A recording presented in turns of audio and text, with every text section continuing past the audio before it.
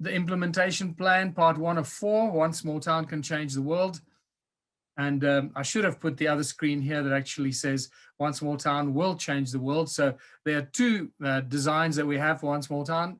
You may notice if you look carefully at the artwork, one says One Small Town Can Change the World, and the more recent one says One Small Town Will Change the World. So I use them sort of whenever I feel that it's more appropriate.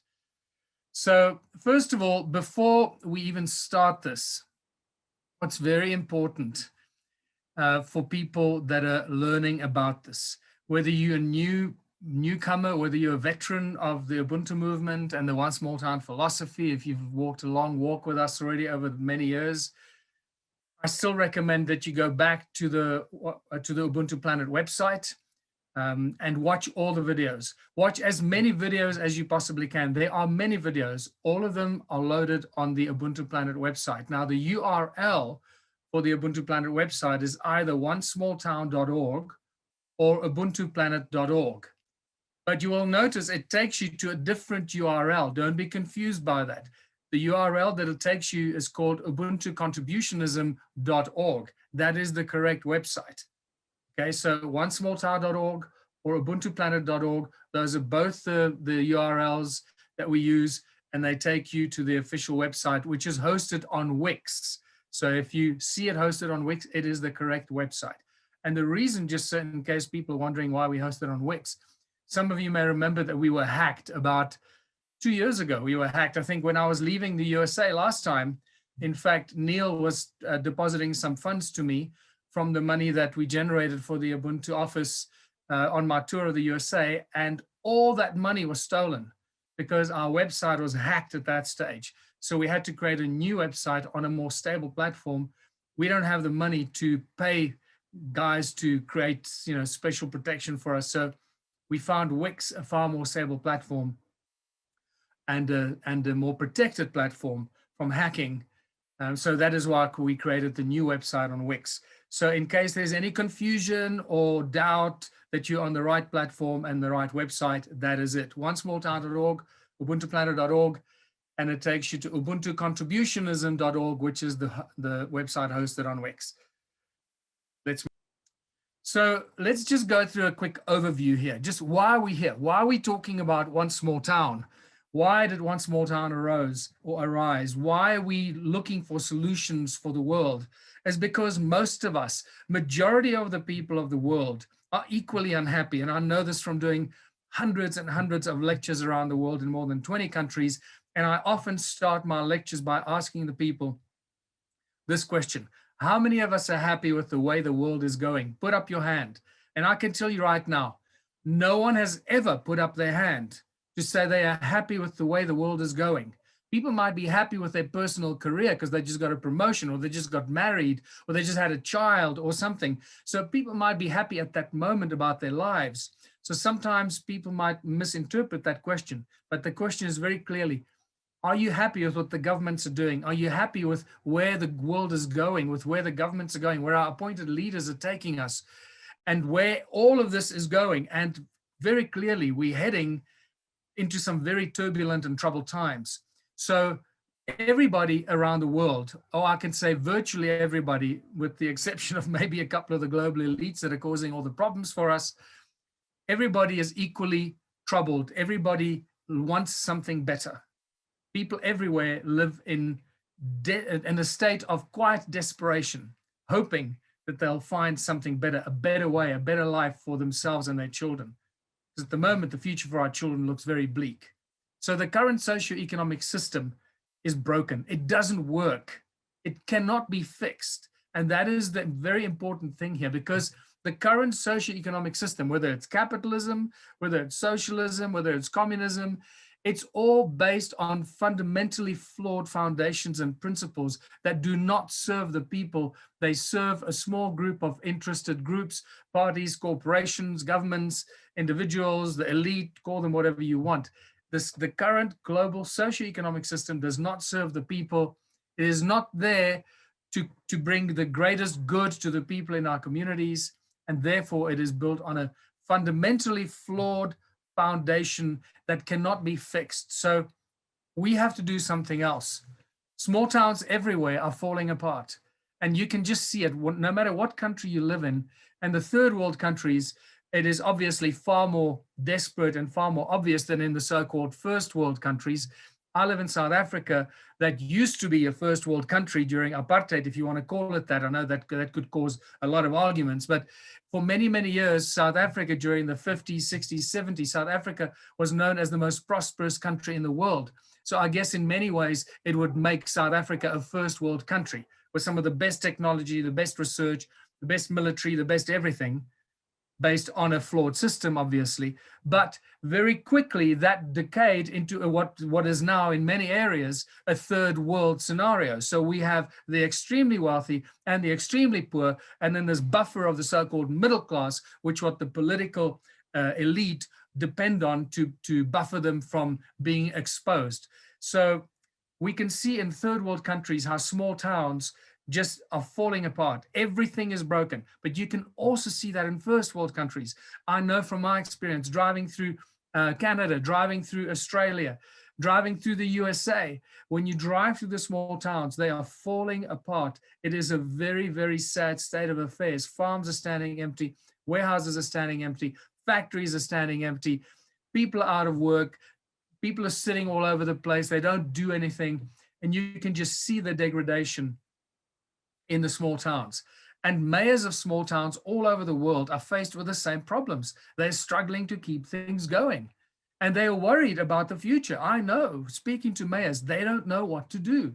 The mayors are as concerned as the people. But most of the mayors, and again, many of the mayors, I can't say most of the mayors, but a large number of the mayors are political appointees. They're there for their own personal careers. They're not there for the people. So they would do whatever it takes to empower themselves at the expense of their communities. And especially in places like South Africa, where our mayors are appointed by the leading party or the ruling party, the party that wins the election, appoints the mayor in our municipality. So our mayors are not even appointed by the people or the community. So it's a complete stranger that it gets inserted into our towns to now come govern our towns. So the one small town strategy works a lot better in countries where the mayors are appointed and elected by the people of that town or that community or that municipality. Keep this in mind. This is really important. But at the same time, I can say that we have already developed a strategy for both situations, where for small towns where the mayors are elected by the people. So the mayor carries a lot of power, and the people carry a lot of power because the people elect the mayor. And I've also developed a very simple strategy for countries like South Africa, where the mayors are appointed by the ruling party. And we're going to go through all of these and how we're going to do that and how we're going to achieve the implementation of one small town. I can tell you, however, that I'm already talking to some mayors in South Africa. And as more and more people discover the one small town philosophy and the Ubuntu movement, more and more people in South Africa are also reaching out to me to come and talk to their mayors. So things are growing on an exponential basis around the world. And like I said many times, that just puts more and more pressure on me. And that's why this kind of workshop where we go through all of this once and we can replay this to people all over the world is really critical. So we go through this as methodically as we possibly can.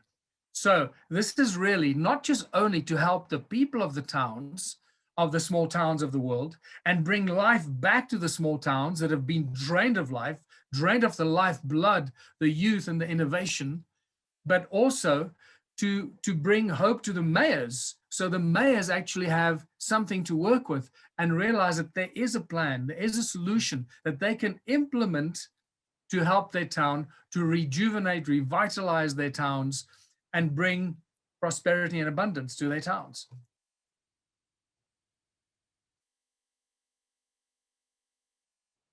So ultimately, we need to create a new system because the system is broken, and we need to do this without any violence, opposition, or conflict. Historically, every time people get pushed into a corner, it inevitably results in conflict because there has never really been a solution that has been presented to the people of the world that can provide solutions without conflict or violence or warfare or opposition. So I'd like you to think about this very, very, very, very strongly, because the One Small Town strategy presents a solution without ever have to fire a shot, without any violence or opposition or conflict. We never have to oppose the current system. We just create a new system that makes the current system obsolete. And how do we do that? Well, this is what this presentation and this workshop is all about. The very simple plan of action to implement the One Small Town that will create a new social structure, a whole new way of working in our communities, in our small towns, without fighting the current system. And by doing that, we will have succeeded in creating a new system that will evolve over a very short period of time, that will evolve into an incredibly powerful structure, a cohesive, cooperative structure of the people and the businesses of that town that is basically unbreakable. You cannot overthrow that once it starts. So One Small Town, in essence, in many ways, is really a PR and a marketing exercise by the mayor and the community of that town to attract investors. So just think about this. This is really important. And I often, well, I've sort of, because it's so obvious to me, I've been doing this for so long, I often forget to tell people this, and the mayors and the councillors and the people that want to go to the mayors. And we're going to go through what is in it for the mayor. How does the mayor, we're going to go through all these. What are the pitfalls? What are the potential problems? But in essence, all we are doing as a community, we're getting together with the mayor as the spearhead of this initiative, and we start a PR exercise to attract investors to our towns. That's what we're doing here. And this presentation and workshop is all about how we're going to go about that, what we're going to do to attract the investors, and why our proposition to the investors is so unique and so attractive that it makes the investors come to our town rather than going to other towns or the cities where the mass population lives. So what is our objective? What is the final goal of this One Small Town strategy? To turn small towns into places of abundance and prosperity, and all its residents. This is really important, not just for corporations, or not just for a small group of individuals, or for the elite of that town or that community. We have to turn our towns into places of prosperity and abundance for all the people, because if it's not good for everyone, it's no good at all. That's a slogan that the Ubuntu movement has been using for many years, and it is now even more relevant and evident than ever before. If it's not good for everyone, it's no good at all, because if anybody is left out in the cold, that person will be highly upset, will be disgruntled, and will become the rotten apple in what is otherwise a very happy community. And we cannot have that. We must ensure, and the One Small Town strategy ensures this unequivocally, unquestionably, creates a platform that includes everyone, that embraces everyone, never excludes anybody, always welcomes everybody to participate, so that when they participate, they benefit from all the profits, all the things that we create and grow, and all the abundance that we create for ourselves as a community. Very important. Everybody must benefit. So what does this mean? What do I mean by this? Create abundance and prosperity for everybody in our community. It basically means that we have to make our town as productive, as innovative, and as wealthy as we possibly can for everyone in our community. As I said, not just a sector of the community or the business owners or the politicians or the mayor or the councillors. Everybody must benefit from this initiative. And that's exactly what happens with the One Small Town strategy. Everybody benefits. And when I say wealthy, let's just focus on this little word, wealthy. The word make our town as productive, innovative, and as wealthy as we possibly can. And that wealthy means in money, yes. We want to be as wealthy as we possibly can with money, because keep in mind that at the moment, money makes the world go round. We cannot fight money. We cannot start this without money. This is a crazy idea. And some people that find the Ubuntu movement think this. They think that we're creating communities without money. Ultimately, it will roll over into that. And I will explain much later once we've absorbed this philosophy and this strategy and the implementation plan and what it leads to. Ultimately, it will roll over into a community in which we no longer need to use money. But to start off with, we are creating communities with money and creating communities that will become incredibly wealthy because of the businesses and the cooperative structure of the One Small Town, the businesses that we set up that are co-owned by the people of the community, and the profits that are shared among the people. So we're going to make as much money as we possibly can so we can use that money to create this platform of prosperity and abundance. Anything we can imagine, anything we choose to do becomes possible. Not only wealthy in money, but also wealthy in food and technology and innovation and new materials and arts, culture, anything we can imagine. This is all part of the beauty of implementing the One Small Town strategy. So ultimately, we're creating small towns full of very happy people, right? No one is ever left out. And you'll see as we go through this, how it's impossible for anybody to be left out in the cold because it's completely voluntary. It is up to everybody and every individual to choose to participate. No one is ever forced into this. Very important.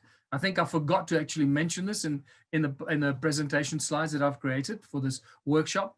No one is ever forced to join this One Small Town initiative. It is a completely voluntary initiative. So people join as they feel called to do, but it has to be driven by the mayor and it has to be driven by a small number of members of the community, which I call the critical mass. A critical mass of people can be a very small percentage, could be less than 10%, as long as it's a decent number of people in that town, in that community, to create small towns full of very happy people.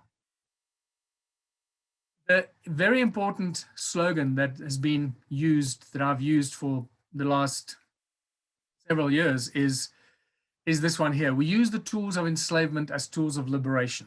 This is very, very important. And this is why when I say we need to create the town of abundance, prosperity, abundance, rich in money, rich in food, technology, healthcare, everything. And this is how we do that, by using the tools of enslavement as tools of liberation. And what do I mean by that? What are tools of enslavement? Tools of enslavement are pretty much everything around us in our society. But the number one tool of enslavement is money, unquestionably. Money was created as a tool of enslavement several thousand years ago. And if people that are participating in this workshop, if you don't know this yet, I highly recommend you get the copy of the Ubuntu book, read the Ubuntu book, read the whole Ubuntu book so that you get a solid foundation for how and where this One Small Town movement has evolved from. Where does it come from? How do we get from there to here? Because you need the foundational knowledge and information. Most people of the world are still completely oblivious and have no idea what money is, where it comes from, how it's created, who controls it. Why is it that we never have enough money? How come the banks always have all the money and the people never have enough money? Where do the banks get all the money from? And it's just a very hugely confusing mess.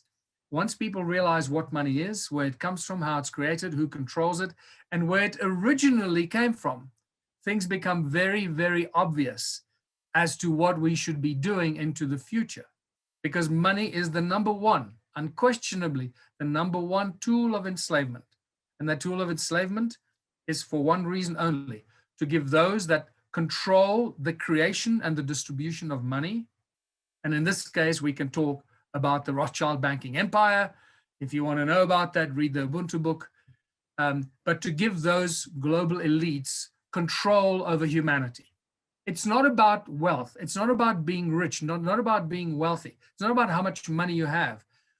Keep in mind, once again, in many other presentations, I go into a lot more detail about this, but the banking elite don't worry about being rich. They're just concerned about keeping control through controlling the supply of money. Keep in mind that the entire global financial system is based on inflation. It's really important. The moment that it stops inflating, the entire global financial system would collapse. And this is why you'll find things are constantly getting worse and worse. Inflation keeps rising and our lives keep getting more miserable. We keep getting less and less for the same amount of money we have. And that is the problem. Sooner or later, it will have to burst. That bubble cannot continue forever. And we need to be prepared. And hopefully the One Small Town strategy and implementation, we're riding the wave long before this thing explodes. I believe that the global elite and the banking families can run this thing for a lot longer before it completely explodes or implodes on itself. And I hope and I trust and believe and pray that we initiate the One Small Town long before we get to that stage, because that would be an absolute mess. Just imagine if the entire global financial system imploded in a way that no money in any country was worth anything. I don't even want to contemplate that, because I don't think most of us can imagine what that means. So let's not even go there. So we use the tools of enslavement as tools of liberation, and that means money. We need to make as much money as we possibly can so we can create the platform for prosperity and abundance. Very important. We use the legal system. We can't fight any of this stuff, so we use legal systems. For example, one of the questions that keeps coming up is, well, what about taxes? What about this and what about that? The answers to that are very, very simple. They are very clever people. The same clever people that are doing the tax evasion, if you want to call it that, and the financial taxes and the books for the big corporations that pay no tax and they keep getting away with bloody murder when it comes to finance. We use those same very clever people to work out the systems for us, whether we create our town as a nonprofit organization or a cooperative or whatever it is. There are people out there that know how to do these. So every step of the way, everything we do in the implementation of the One Small Town plan is by using the best possible people. We're not a bunch of hippies trying to grow food on a piece of land. We're very smart people that realize that we're busy with a very important thing here, a very serious movement that is going to change the world into the future. And we need to take this very, very seriously. This is not a joke. This is not a game. This is our future that we're dealing with here. So every step of the way, everything we do, we need to reach and find the best possible people in that sector, whether it's geneticists to undo the evils of Monsanto, whether it's the accountants and the tax consultants to work out the best possible way to set up the One Small Town Cooperative, so we're not exposed to taxes and all that crap, et cetera, et cetera. And there are brilliant minds, brilliant inventors, brilliant scientists, brilliant academics, brilliant teachers and healers that we will reach for to bring in to setting up the One Small Town Foundation.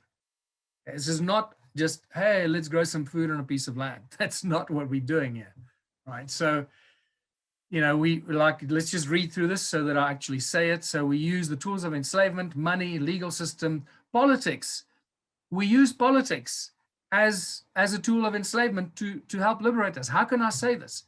Keep in mind that we went into politics. I went into politics with the Ubuntu movement. We started the Ubuntu Party in South Africa, then in the UK, in Canada, in Australia, and almost in the USA. And we ran a number of elections only to learn that we cannot inject a seed of consciousness into the political beast. It's impossible, because by now it should be very clear to everyone alive today that the political beast and the elections are not controlled by the people. The elections are manipulated, the outcomes are predetermined, and the elections are stolen by those who control the money. They always put in their puppet. They always put in the person they want to run and rule that country. We cannot win elections. We cannot. It's possible that some elections in some countries have been won in the past unexpectedly, but that's a whole subject for a different discussion. When I talk about using politics as a tool of enslavement, is that when I realize we can't go into politics and win an election and then change the country. It's not going to happen, all right? It's just simply not going to happen. And I know this from 2012, 2014 when I ran for president in South Africa, and then 2016 in South African local municipal elections, when we already ran under the One Small Town banner in South Africa. All we wanted to do is win one municipality so we could implement the One Small Town strategy. We couldn't even win one municipality. That's how tightly controlled the system, the political system is.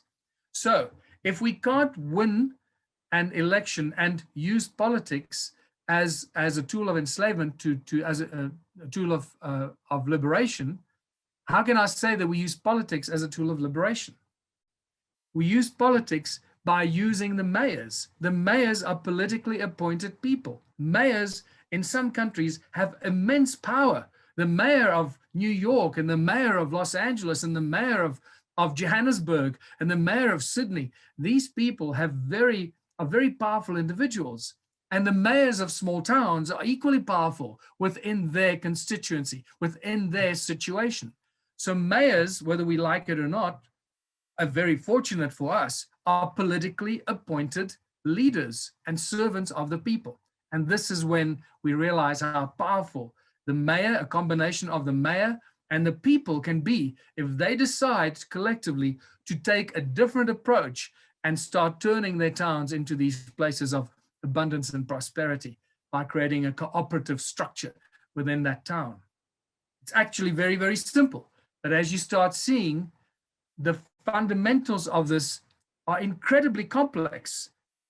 When you pull the strands together, it is quite a complicated thing because you have to pull a lot of strands together at the same time. And as we go through this workshop, you'll see how at certain times, many things have to happen at the same time for this thing to launch. But it's okay.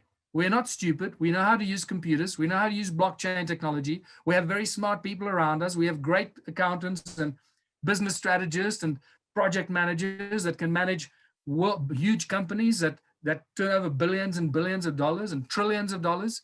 These are the minds and these are the people that we plan to use in the implementation process. Right. Politics. So we use politics. Electricity. Electricity is huge. Education, transport, research, technology, innovation, healthcare. All the current systems in place have been used as tools of enslavement. We're going to turn this around and use every sector that I've just mentioned to actually help and support and work for the people of our towns, to be there as a service to the people and a platform for us in our small towns to be able to turn our towns into these places of abundance and prosperity. If anybody has questions about this, we can come back to this in the last half an hour. So what we need to do is we need to create an investment-friendly environment for investors in our town. And that's ultimately what we do. Like I said earlier, it's a PR exercise. It's a promotional marketing exercise by the mayor as the voice and the face of the initiative and the people of the town that drive this together and create this incredible, unique, investment-friendly environment that is very, very attractive to investors. And we will share as we go why our one small town will become so attractive, why we know it is attractive from past experiences. This is not theoretical. We know this for sure, that the moment the one small town idea launches, it attracts investors in their millions of dollars. We know this from past experiences. This is not a hypothetical situation. So we achieve this with cooperation, collaboration, co-ownership of all the businesses of our towns. Very important. Please let this sink in. What we in essence do is we take the current socio-economic system that is built on capitalism to most of the people that live in the West, that live outside of socialist or communist countries. Communism is a whole other beast. In many ways, it's very similar to capitalism.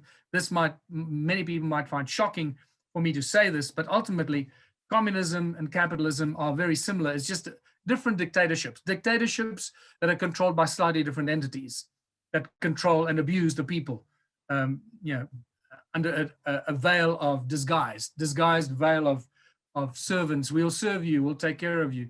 So ultimately what we do with One Small Town is we take the concept of competition, which is fundamentally the foundation of capitalism. And most of us believe that competition is the mother of invention, and competition is a mother of creation. And without competition, there'd be no progress. Well, that's possibly one of the biggest lies that has ever been sold to us, the people. It is one of the most evil things that we have actually incorporated into our psyche. And I'd like everybody to get rid of that. Through competition, all we achieve is conflict, warfare, hostility, and destruction of all the services other than those that have taken control. That's what competition does. What keeps societies and communities alive and prospering for thousands of years is cooperation, collaboration, working towards a greater benefit of everyone in the community, and co-ownership. In this case, in a capitalist world, we're going to take competition, remove competition, and turn it into cooperation, collaboration, and very importantly, co-ownership of all the businesses in our towns. Now, this raises a sensitive question. Well, what about all the other businesses that are already in town that are owned by individuals, the mom and pop stores and many other businesses, hundreds of businesses in our town? What's going to happen to those? We're going to get to that. No one is ever excluded. No one is ever marginalized. No one is ever victimized or pushed out. This is the beautiful embracing policy of the One Small Town strategy. Never, ever excludes anybody. Includes everyone, embraces everybody. But what we do is we identify the big businesses and giant business opportunities that are not necessarily in our town at the moment, or that may have been in our town, and those are identified as the cornerstone opportunities, the cornerstone businesses and the investments. And that's where the co-ownership of all these businesses becomes so very important as this unfolds. So the foundation of One Small Town really is that every participant contributes 3 hours a week to the community businesses or the projects that we as a community choose to launch, choose to start, or offer to the investors to come into our town. Very important. If you don't know this yet, very important, please go away, watch all the videos. This should be very clear to everybody by now. If you've come this far and you want to know what One Small Town is, how we're going to implement One Small Town, you should know by now, I hope and trust, that the foundation of and the strength of this, the unity of this, and this is ultimately what attracts the investors, is the united labor force. The fact that every one of our participants, voluntary participants, remember, this is volunteer basis. No one is forced to do this. Everyone that wants to participate contributes 3 hours per week to the community projects, to the businesses that we've started, that we launched. And by participating, they automatically become co-owners of these businesses. This is really important, and this has never happened before. This kind of foundational structure has never existed in our capitalist society before, within municipal and town structures. And this is why, in some ways, it's really simple to contemplate, and millions of people get very excited about the One Small Town strategy. But once it comes to the implementation, the very sensitive, nitty-gritty timeline things that have to happen become quite tricky, actually. It's very simple, but we just need to be very smart about this and very vigilant how we do this so we don't mess it up. And, you know, you can imagine there are many people out there that are watching what we're doing, are waiting to see, and will do everything in their power to make this fail. So as we go, be prepared for the slings and arrows and the infiltrators and the instigators and those that have come in as your friends and your saviors that are actually coming under false pretenses to try and undermine what it is that we are doing. Well, the good thing about this is that the moment we have that cohesive One Small Town Cooperative and a mayor that drives this and leads this, it becomes very, very difficult to undermine this process.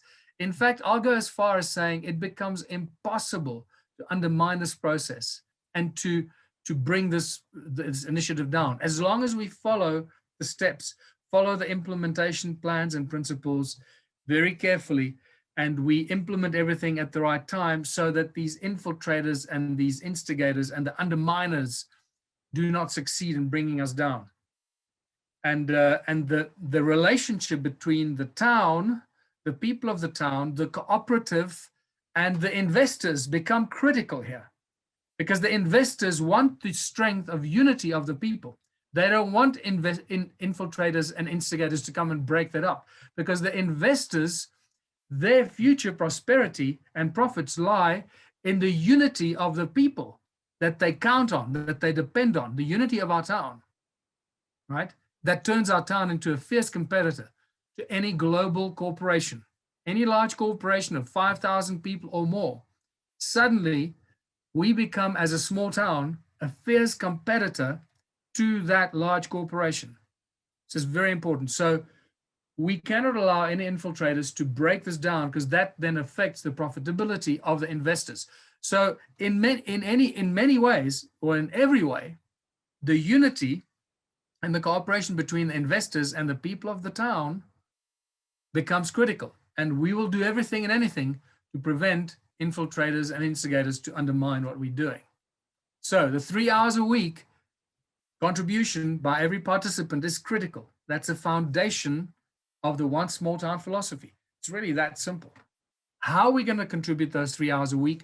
What people will do for those 3 hours a week, we'll deal with in great detail further down. Just understand that this is the foundation, because you can just do the numbers very quickly. A town of 10,000 people where everybody contributes 3 hours a week, we're dealing with a situation where we have 30,000 hours of free labor available in our town. Free labor that can be snatched up by the investors that realize the incredible, unique opportunity. Right, we're going to come back to this and deal with this in much more detail. This is really just an introductory overview of where we're going and how we're going to implement this, how we start and when do we start and what happens.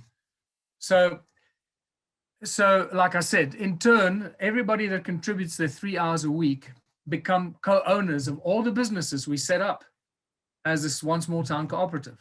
Now, I'm using One Small Town Cooperative. This is a key word here. Yes, that's what we're doing.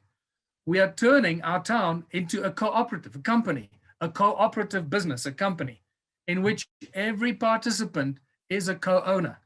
You're not just a co-owner of the engineering shop or the bakery or the dairy or the cement factory or the little farm over there. By participating and contributing your 3 hours a week, you become a co-owner of all the businesses. Really important. So this is not, as many people often jump to the wrong conclusion. This is not a one-to-one exchange. This is a one-to-many exchange, because there are many people in our town. We have 30,000 hours of labor in a town of 10,000 people. Let's use these round numbers. And obviously not everyone is going to participate and so forth. So you can eliminate what you want in the back of your mind, but for the ease of computation and calculation, in a town of 10,000 people, when everyone participates and contributes 3 hours a week, we have 30,000 hours of free labor available. You just imagine how many businesses and projects we need to initiate to put all these people and all these labor hours to work. We need to start a lot of businesses. And that is where it becomes really exciting, with us identifying the businesses and then presenting those businesses to the would-be and potential investors. We're going to get to that. To me, that is one of the most exciting points. Once we get to that point where the mayor and the people of the town, the co-op, and the council of elders, or the council of the people, will deal with the council of the people or the council of elders and how they represent the needs and the requirements of the people in the community, as opposed to the municipal council. So there's two different things here. We have the mayor and the council, the municipal council or the town council, and then we have a separate council that's appointed from among the people, by the people, that represents the needs and the interests of the people. So they cannot be undermined by either the mayor that could go rogue, or any councillors that might go rogue or be bought off or bought out or bribed or whatever. We have very important, the council of the people, or what I've been calling for many years, the council of elders, will be a very important council that represents the needs and the interests of the whole community. So the cooperative, and once again, to set up the cooperative, the business, the legal entity, the cooperative, they call different things in different countries. So I'll use the cooperative because I know in many countries, that's what they're called. We use the best legal and company registration lawyers that we have, that we can find, and we get them to help us set it up in the best possible way, with the best tax incentives, with the best this and the best that. That's what they're good at, and that's how we're going to use them to set it up, right? So the co-ownership, very important. Just because you work in the bakery this week for your 3 hours, and I'm using just wild examples, that's not necessarily how it's going to work. We're going to talk about how we allocate people to do different things every week, where we allocate people, how people choose to be allocated in different things based on their love, their skills, their passion, what they'd like to do. Where we allocate people is a very scientific process that we use blockchain technology for. We are not stupid. That's what we're going to do, right? So very important. So once you contribute your 3 hours a week in, say, the bakery, doesn't mean that you're only entitled to bread. It means that you're entitled to everything that we create, grow, build, engineer, everything. It's a one-to-many exchange, not a one-to-one exchange. This is not a bartering and trading system. A one-to-one exchange could be called bartering and trading. That is the same as having a money system, because ultimately he who has the most chickens or ducks or cows or the most of something will ultimately rule the roost and take control of the whole town, because they get wealthier and wealthier and they can pretty much control everybody else. So bartering and trading is not a solution. Okay? This is often a misconceived idea that the one small town model or contributionism is like bartering and trading. That is not what we're doing. So every participant receives the benefits from all that we grow, build, create, invent, etc., etc. I've already gone through that, so let me just remind you, right? That's what you get. You've got access to immediately, as long as you're part of the One Small Town Initiative, you contribute your 3 hours a week, that's what you have access to. And there'll be ways of distributing all this wealth, distributing all the money from the profits from the companies, the food that we create, the technology that we create and build and invent, and so much more. The healthcare, the education, the arts and culture, the sporting facilities. Let your mind run wild. If in a town of 10,000 people, we have 30,000 hours of labor, free labor a week, we're going to need to do a lot of things to put everybody to work. And that is actually one of the very exciting prospects of this. So we're going to have to create and invent things and create things for people to do. Otherwise, they're going to be sitting idle and they're not going to be happy. They want something to do so they can participate and get the benefits. Even if the benefits is just food and possibly electricity. And once again, I'll jump the gun a little bit because I can't see what the next slide is in this presentation slide mode. So it means food, technology, healthcare, education, sports, art, recreation, etc., as I've mentioned already. That's what people get for participating.